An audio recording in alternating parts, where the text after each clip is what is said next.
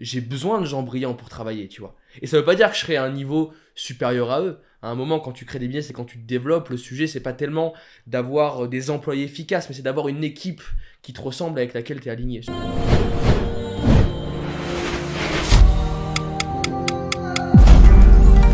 Ma motivation la plus forte dans ma vie, c'est que les gens, ils osent réaliser leurs rêves.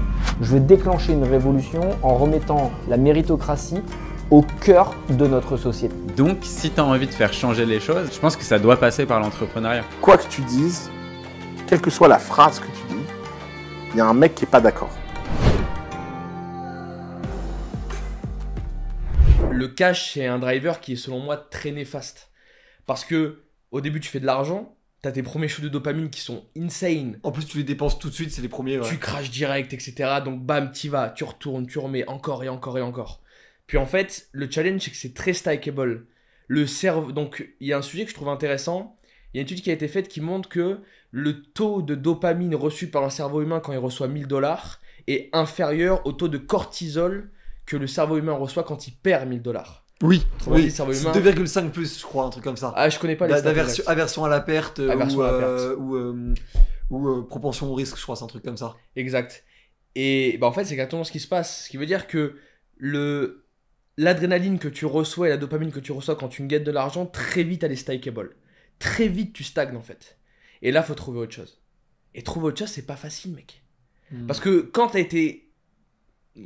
Tu vois, quand tu viens d'une famille modeste et que t'as grandi dans l'illusion que l'argent faisait le bonheur, parce que tout le monde dit l'argent fait pas le bonheur, mais quand t'es dos au mur, t'es persuadé que l'argent fait le bonheur, et tu te dis putain, je vais en gagner, et ma vie va être belle, je vais pouvoir partir en voyage, rencontrer du monde, etc. Puis quand tu pars en voyage, quand t'achètes tes premières montres, tes premières voitures, et puis en fait, au bout d'un moment, tu vis d'où tu veux, quand tu veux, tu prends les hôtels que tu veux. Mais je veux dire, c'est de plus en plus challengeant de trouver un truc qui t'offre de la dopamine. Ok, mais alors du coup, est-ce qu'en fait, c'est parce que t'as pas un peu aussi considéré que bonheur égale dopamine ou dopamine égale bonheur? Est-ce qu'il n'y a pas ce truc-là aussi?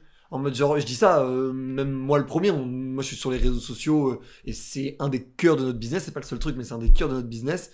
Et je vois très bien que si jamais on a fait une journée ou une semaine, on a gagné énormément d'abonnés, je suis de meilleure humeur que si jamais c'est une semaine, on a moins gagné d'abonnés, tu vois.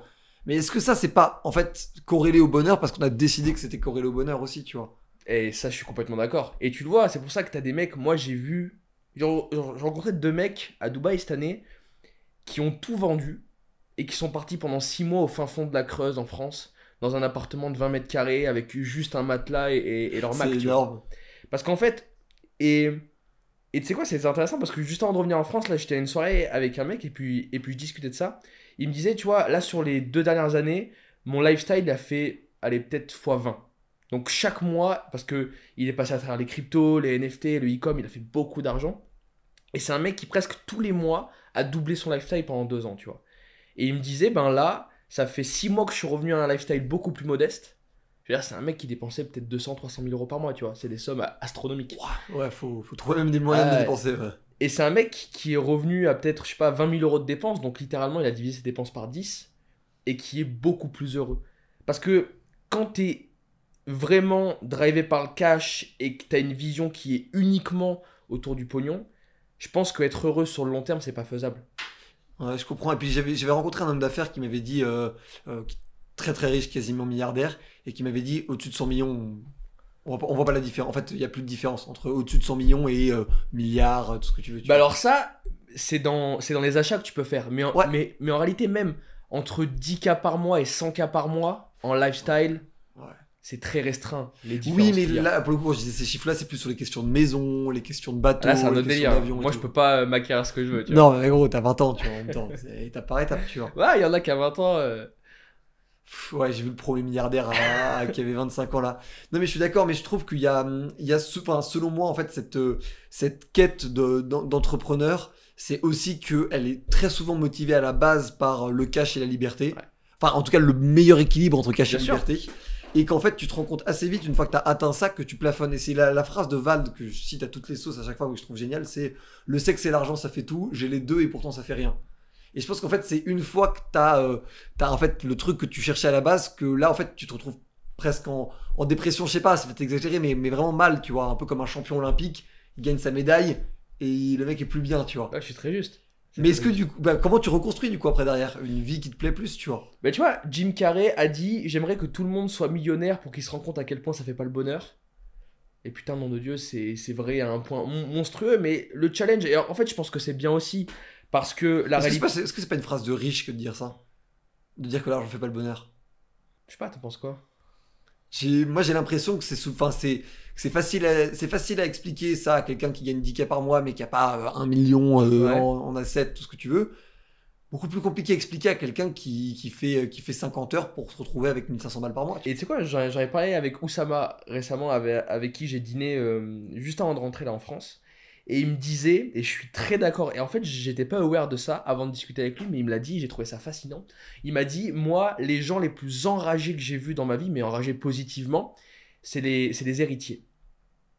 Et moi j'en connais pas trop, parce que je viens du bas monde, entre guillemets, tu vois, donc je pouvais pas me... J'en connais quelques-uns, mais pas à ce niveau. Mais en fait, je me rends compte que quand ils héritent, je sais pas moi, 50 millions, 100 millions, 200 millions, mais le poids que t'as sur les épaules, tu vois, tu dois travailler pour prouver à tout le monde que tu le mérites. Tu dois montrer aux gens autour de toi que tu as la valeur nécessaire pour porter cet argent et porter cet héritage. C'est extrêmement challengeant. Ouais, c'est un peu la pression du favori, quoi, en fait, c'est ça? Ouais, why not? Je trouve que c'est une bonne explication. Et tu vois, ça, je trouve que c'est allié à un autre sujet qui est pertinent. C'est le sujet des études. Je vois beaucoup de gens qui disent « Ouais, faites pas d'études, allez pas à l'école, etc. » C'est quoi ces conneries, sérieux? Je veux dire, si tout le monde était entrepreneur, mais le monde il serait plat, tu vois. Mais oui. Ça serait un délire absolu. Je suis d'accord. Et puis ça n'aurait aucun sens parce que ça reste une spécialisation. Qu'on soit clair, clair, point de vue, l'entrepreneur. c'est clair et net. Et moi, je suis convaincu que, jusqu'à preuve du contraire, nous sommes des signes noirs. Toi, les entrepreneurs, les gens qui faisons un truc que personne n'a vu jusqu'à présent et qui essayons, bam, de think out the box et essayer de créer quelque chose de nouveau.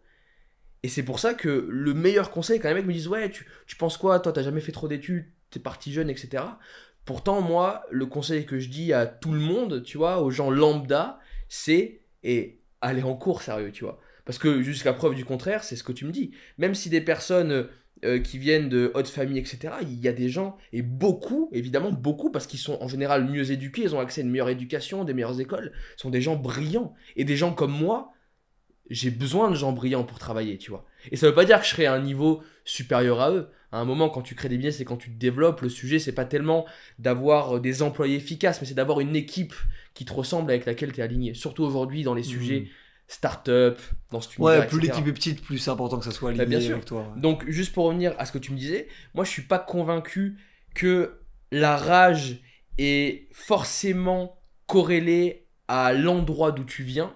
Je dis juste que proportionnellement, a priori, t'as quand même beaucoup plus de chances d'avoir une dalle au fond de toi si tu viens du dur et que t'as qu'une seule envie, c'est de t'en sortir, que si tu viens d'un endroit a priori féerique où papa-maman peuvent te donner 20K par mois pour vivre depuis que t'as 15 ans, tu vois. Et j'ai écouté d'ailleurs un Reels hier sur ton Instagram, et il y avait un mec qui disait ça. Donc t'as interviewé un mec qui disait « Moi j'aime pas parce que un jeune qui vient de quartier, il a a priori cette pensée que comme je viens de quartier, je peux pas m'en sortir a priori. Ouais. Alors que j'aurais aimé que cette phrase que tout le monde dit, ouais, ils viennent de quartier, c'est difficile, etc., soit plus une phrase en mode, comme tu viens d'en bas, bouge-toi et fais des efforts. » Ouais, c'est Amadou, et puis on le salue s'il nous regarde, que j'adore et qui a un vrai message par rapport à ça. Et c'est un truc, moi, qui me tient énormément à cœur, c'est en fait comment on réussit à créer de la foi, et pas dans le sens religieux, mais de l'espoir, quoi, en fait. Comment tu fais en sorte que des gens se disent je vais pas me résigner, en fait, à arrêter, à abandonner, tu vois. Et c'est un peu le truc dans l'entrepreneuriat. Je pense que toute personne qui a monté une boîte qui n'a pas explosé dès le premier mois, et c'est une minorité les boîtes qui font ça, et qui ont dû construire leur succès dans le temps, tu sais qu'il y a eu des moments où tu t'es dit, est-ce que je vais pouvoir réussir à aller jusqu'au bout du truc? Est-ce que je vais réussir à relever ce challenge? Est-ce qu'après ce challenge ça ira mieux? Peut-être pas, peut-être que oui. Et en fait tu te poses plein de questions, et en fait tu perds de vue parfois que la première des difficultés c'était déjà de tenter le truc, tu vois. Et que beaucoup de gens qui vulgarisent l'entrepreneuriat le vulgarisent pour des entrepreneurs. Et je trouve ça super intéressant, et c'est ce que je souhaite faire, mais je trouve que c'est intéressant aussi de le vulgariser pour des gens qui ne sont pas encore dedans, en fait. Pas seulement pour qu'ils sachent à quoi s'attendre, mais aussi pour que ils reconnaissent les parcours. Je prends un exemple tout con, mais si tu prenais l'exemple d'un joueur de foot, si jamais il se blesse et qu'il pense que sa carrière est finie parce qu'il s'est blessé, il a pris 6 mois, 8 mois de retard, bah en fait, Samy, il est au courant qu'un autre grand joueur de foot a été blessé et a quand même fait une grande carrière. Le stress est pas le même, la gestion de la blessure est pas la même, tu vois. Biais de confirmation. Ouais. Bien sûr. Et qu'il faut créer le maximum d'exemples de renforcement positif, tu vois. Et c'est pour ça que moi, je suis aussi content d'avoir des entrepreneurs comme toi qui parlent. C'est parce que je trouve que la vente, quasiment un sujet dont on ne parle pas en France. Enfin, c'est lunaire comme truc. C'est quasiment le sujet numéro 1 aux States.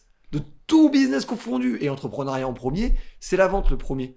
Et en France, on n'en parle pas. C'est quasi pas un sujet. Mais du coup, moi, je trouve ça intéressant. Toi, c'est quoi ton imaginaire à la base autour de la vente avant de t'y lancer? C'était quoi? C'était le loup de Wall Street? C'était ces trucs-là? Mais écoute, moi, donc, pour la petite histoire, je suis né bègue. Ok. Et donc, jusqu'à mes 10 ans, je pouvais pas aligner une phrase sans ressembler à un éman de tracteur qui galère, tu vois. Un da. Donc, c'était pour moi. Alors, j'ai toujours été. Ouais, en fait, je pense pas tant que ça, parce qu'en réalité, j'ai toujours été extraverti. Je faisais le clown, moi, quand j'étais gamin. Donc, même si tu bégayes, tu fais rire les gens, tu t'essaies, etc. Puis en plus, le bégaiement, c'est que sur l'hémisphère gauche du cerveau, sur la partie rationnelle. Donc, dès que tu chantes, dès que tu fais des conneries, tu déclenches des parties un petit peu différentes de ton cerveau. Et du coup, ça te permet que pas tout le monde ressent réellement ce bégaiement en question. Mais bref, en tout cas, je me suis retrouvé devant un toubib qui m'a dit « Mec, tu pourras jamais aligner une phrase de ta vie. » Et ça a été un vrai élément déclencheur parce qu'à partir de cette seconde-là, et d'ailleurs, je remercie ce toubib parce que en fait, c'est l'un des plus beaux cadeaux qu'il m'ait fait, tu vois. J'ai commencé à m'intéresser à fond à la manipulation, à l'éloquence. Je veux dire, moi, à 10 ans, je regardais des concours d'éloquence sur YouTube, tu vois. Alors que personne faisait ça. Enfin, je sais pas, c'était sur YouTube parce qu'à 10 ans, ça fait... ouais, si, sur YouTube. Etc. Et j'étais passionné par ce truc-là, parce que moi, je ne savais pas le faire. Moi, on m'écoutait parce que j'étais le gamin marrant qui arrivait à amuser la galerie. Et j'étais passionné des gens qu'on écoute parce qu'ils ont des choses pour le fond. Parce qu'ils disent des choses pertinentes, qui ont du sens. Ce qui est plus difficile, hein, encore plus aujourd'hui. À un point absolu. C'est très simple d'amuser la galerie, d'être drôle, c'est un truc qui est au final très humain, tu vois. Par contre, réussir à apporter des propos réels et surtout se faire entendre, c'est un sujet qui est infiniment plus complexe. Et j'étais du coup dans cette spirale où je me disais, il y a un truc que j'ai envie de faire, c'est juste de savoir manipuler. Et en fait, j'étais passionné par ce truc-là qui est pris pour quelque chose de très néfaste par les Français en général, la manipulation. Ouais, moi, je trouve ça merveilleux. Est-ce que c'est pas normal, je pose la question, qu'on ait peur des gens qui nous manipulent, qui nous emmènent dans une direction ou une autre? Écoute, moi j'en ai très peur, parce que c'est la définition qu'on y donne. Si la manipulation, c'est par définition faire à quelqu'un quelque chose qu'il n'a pas envie de faire à la base, évidemment que c'est néfaste. Si maintenant on a envie de donner une autre définition de la manipulation... C'est quoi la tienne? Moi, la mienne, moi, tu vois, je pars du principe qu'entre influence et manipulation, il n'y a pas une très grande d'ailleurs, c'est le bouquin de Cialdini. Le bouquin de M. Robert Cialdini. Ah, Cialdini, ouais, je sais pas, je connais pas la prononciation. Et ben, c'est la preuve en image qu'en réalité, c'est juste des principes, des biais qui sont utilisés. Et donc, moi, je pars vraiment du principe que entre de l'influence ou de la manipulation néfaste et bienveillante, il n'y a qu'un seul sujet, c'est comment est-ce que toi, tu l'utilises. Tu vois, si demain, je m'appelle Hitler avec une petite moustache et que j'ai envie d'utiliser la manipulation pour les horreurs qu'on connaît, bah a priori ça sera plutôt néfaste. Maintenant, si je suis une grande école, une grande boîte et que j'utilise les mêmes principes, ou un super bon restaurant, ou un nouveau film qui sort, et que j'utilise les mêmes principes pour faire venir beaucoup de monde et pour changer littéralement ce qui se passe autour de moi, bah je pense qu'a priori que ce soit de la manipulation ou de l'influence, c'est quand même plutôt une bonne nouvelle, tu vois. Donc c'est plus un sujet de but en tant que tel qui définit selon moi si la manipulation ou l'influence est néfaste ou bienveillante. Ouais, je comprends. Ma sœur est associée Sixtine, elle partage énormément de contenu sur l'intelligence sociale. Et il y a plusieurs commentaires qui reviennent sur et ça c'est de la manipulation, ça c'est pas très propre, ça c'est une technique que je trouve bizarre. Et je suis un peu partagé sur le truc parce que je comprends la remarque, mais d'un autre côté, c'est des choses qui s'apprennent aussi, en fait. Je trouve qu'en France, et tu me dis ce que t'en penses, en France, il y a énormément de choses qu'on estime pas à apprendre, en fait. Qu'on estime que c'est des choses normales, naturelles. Justement, elles sont même moins intéressantes et moins percutantes quand elles sont apprises. Et c'est tellement dommage, parce que si on n'apprend pas les relations humaines, c'est quoi? On est censé deviner? censé faire par mimétisme. Mais si dans notre entourage, on a eu que des gens qui étaient pas bons, du coup, on est condamné à être pas bon. C'est fou, Et ça. en fait, tu continues comme ça. Et la vente, ça en fait partie des sujets, mais le business et le rapport à l'argent, ça va être à peu près pareil aussi. Et je trouve qu'il y a beaucoup d'éducation à faire là-dessus. Ouais. Il y a un truc qui coûte encore pire que ça, moi, je trouve. Vas-y. C'est le premier truc sur lequel je me suis renseigné. Donc, je suis un mec très fan d'apprendre. Et des fois, j'apprends pour rien. C'est d'ailleurs pas très bon parce qu'en soi, je me prends de la charge mentale inutilement. Mais je suis fan absolu de comprendre des nouvelles disciplines. Je fais de la lecture rapide, donc je lis beaucoup de bouquins, etc. Je suis émerveillé par les bibliothèques. Je trouve ça fascinant d'avoir autant de connaissances dans... Tu vois, enfin, je veux dire, tu rentres dans une bibliothèque, n'importe quelle bibliothèque du monde, tu rentres dedans, pars du principe que si tu connais les livres qu'il y a dedans et si tu sais en tirer le meilleur, dans tous les cas, tu réussis dans la vie. En gagnant de l'argent, en faisant de grandes choses, qu'importe. Mais le savoir qu'il y a autour de nous est merveilleux. Moi, le premier sujet sur lequel je me suis intéressé, c'est Learn how to learn. Apprendre à apprendre. C'est le premier cours que j'ai regardé sur Coursera. Je sais pas si tu connais Coursera. Ouais, bien sûr. J'aime beaucoup cette plateforme. Et le premier cours que j'ai regardé, c'est apprendre à apprendre. Et en fait, ouais.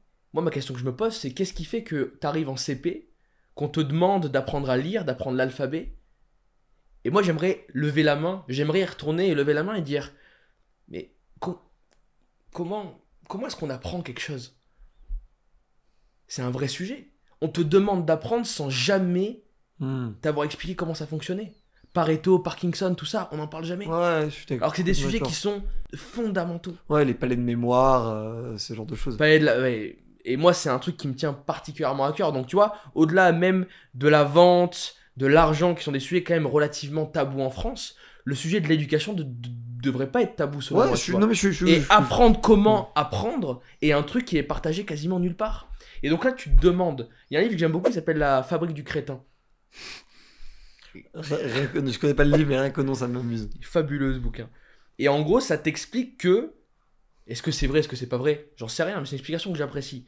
Ça explique que les États, que ce soit en France ou dans beaucoup de pays européens, quand même, l'objectif de l'école et de l'éducation n'est pas de créer les génies de demain, mais c'est plutôt de prendre les gens, de les poncer à la taille parfaite pour qu'ils puissent rentrer dans les boîtes prévues à cet effet.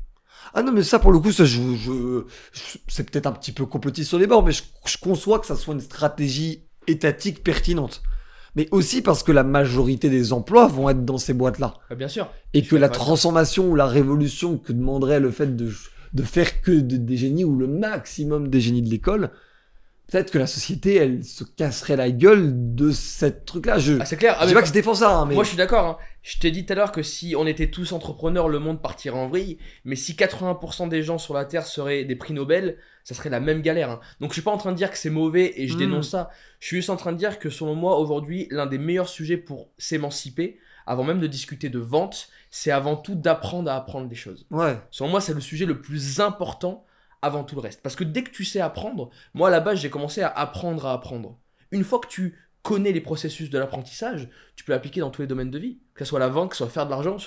Selon moi, faire de l'argent, faire du business, c'est pas plus compliqué que être chef pâtissier, tu vois. Je suis complètement C'est d'accord. juste une discipline. Prendre la parole part en entière. public, draguer, vendre... Tout se fait. C'est juste un peu plus douloureux, peut-être. Et plus douloureux sur les leçons que tu en tires, parce que c'est associé à l'image que les autres vont avoir de toi. Ça, c'est un sujet qui est important. Parce que, évidemment, quand tu es en train de faire ton Paris-Brest chez toi tranquille et que tu le foires, bon, à part ton père qui va te dire c'est pas fou, t'as pas grand retour d'expérience qui est très douloureux. Par contre, monte sur une scène, j'ai fait quelques concours d'éloquence, et il y en a eu sur lesquels j'ai été très mauvais, tu vois.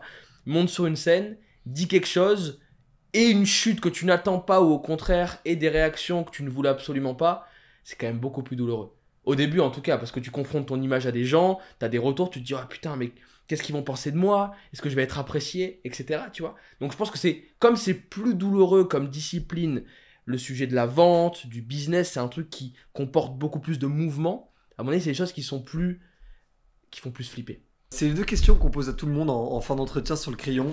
Qui tu aimerais voir dans ce genre d'entretien sur le crayon? T'as déjà interviewé des philosophes? Oui, mais qui t'as en tête? Il y a un mec que j'apprécie absolument. Alors, il y a deux personnes que je vais te dire. Vas-y. Donc moi, je suis fan de physique fondamentale. Ok. J'apprécie vraiment la physique, j'aime beaucoup les mathématiques, etc. Même si je suis pas très bon. Je suis bon en théorie, mais très nul en pratique.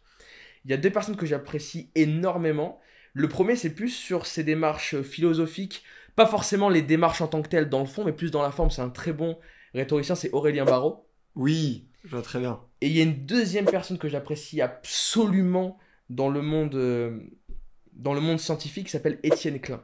Ouais. C'est un monsieur qui a travaillé pendant des années sur la question du temps. On devait le recevoir, mais il a décalé au final. Faut qu'on le relance. Étienne Klein, c'est un mec. Oui, qui a fait tout un sujet très récent sur la nuance et l'expertise aux experts, quoi. Et c'est très fou parce que tu vois, c'est des sujets que très peu de gens débattent, mais qui en fait font qui on est intrinsèquement. Ce mec-là, il a travaillé des années, voire même des décennies sur le temps. La question du temps, mec, on n'en parle pas assez. Va voir quelqu'un dans la rue et demande-lui, attends, mais c'est quoi le temps? Et laisse un blanc. Et qu'est-ce qu'il a à te répondre, le mec? Est-ce que c'est une durée? Est-ce que ça a eu un début? Est-ce que ça a eu une fin? Et je trouve que tous ces sujets-là sont juste merveilleux. Et c'est pour ça que je pousse vraiment les gens à lire des livres, à l'apprentissage, à la connaissance, parce que je vois la vie comme un immense puzzle, tu vois. Et au début, tu nais, t'as que quelques pièces vite fait, tu vois. Tu sais plus ou moins tes besoins, j'ai besoin de manger, j'ai besoin de boire, j'ai besoin de dormir. Et après, tu as accès au plus t'avances et au plus tu te confrontes au monde, tu discutes avec des gens, tu lis des livres, tu regardes des vidéos, au plus tu complètes ton puzzle. Et je trouve que au plus tu arrives à avoir un puzzle qui est maximisé, ça ne veut pas forcément dire aller en profondeur dans les sujets. Mais au plus tu arrives à avoir une vision d'ensemble du monde, au plus pour toi c'est facile de le comprendre et donc de le contrôler. Je comprends très bien. Et est-ce que tu as une citation, une punchline de toi ou quelqu'un d'autre que tu portes au quotidien? Ah, il y en a une que j'aime beaucoup, c'est une musique dans laquelle on dit You look so much better when you smile. Ça signifie en français tu es tellement plus beau, tellement plus belle quand tu souris. Just smile, buddy. Just smile, buddy. Merci beaucoup, Alexis. Je te remercie. Let's begin with the story of